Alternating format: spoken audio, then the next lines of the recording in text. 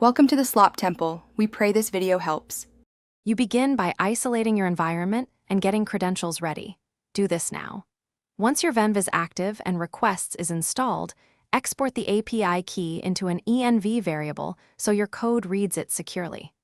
Next, choose the exact endpoint and HTTP method you need and compose minimal headers.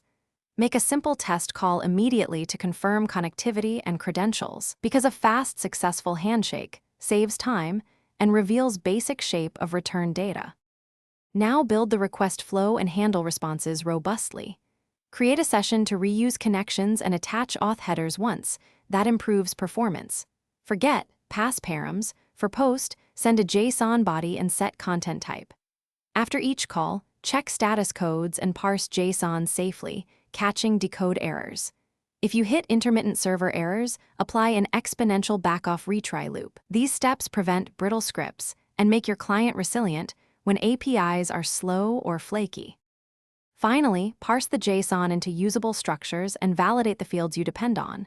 Convert timestamps and normalize types before saving.